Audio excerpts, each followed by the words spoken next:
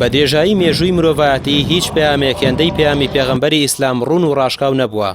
هیچ پەیامێکێندەی پەیامی محەممەد المستەفا ڕەحمەتدار و ئاشتیخواز نەبووە.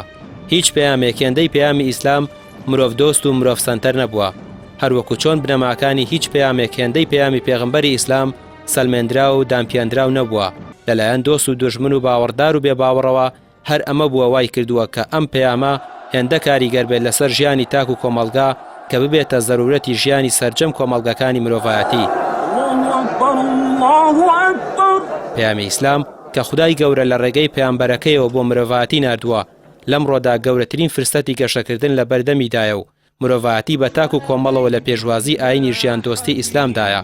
لە بەرامبەردا هێندێک دەوڵەت و گروپی دەسەڵاتداری نێو دەوڵەت بە پشتیوانی ئەو قودرەتەی کە لە ناو دەوڵەتداریان وەری دەگرن لێرە و لەوێ و ناو بەناو هەڵوێزگەلێکی ترسنۆکانە و لاواز بەرامبەر گەشەکردنی ئەو پەیامە دەنوێنن بە ئاراستەی دژاتیکردن و سوکاتیکردن بە بنەما و کەساتی ئاینیەکان بە تایبەت پێغەمبەری پێشەوامان محەممەد درودی خوای لەسەر بێت.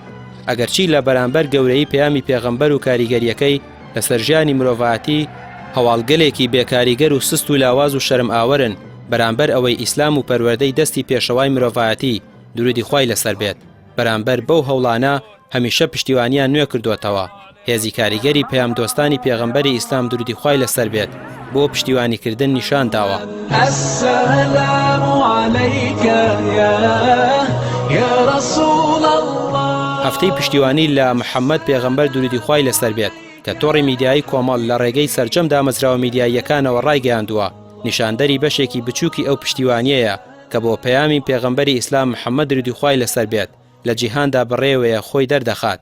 لێرەوە لەم کەناڵە میدیاییانەوە ئەم هەفتەی پشتیوانی لە محەممەد پێغەمبەر درودی خوای لەسەر بێت ڕایدەگەێنین و داوای دەرخستنی پشتیوانی هاوڵاتیانی ئیسلام دۆست و ئاشتیخوازی گەلەکەمان دەکەین تا هێزی پشتیوانیمان بۆ جیهان نیشان بدەین و ئەرکی ئاینی و ئیمانداری خۆشمان بەجێ بگەێنین.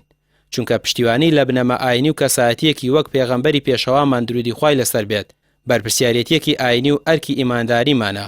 تۆڕی میدیایی کۆمەڵ هەفتەی پشتیوانی لە محەممەد پێغەمبەر درودی خوای لەسەر بێت.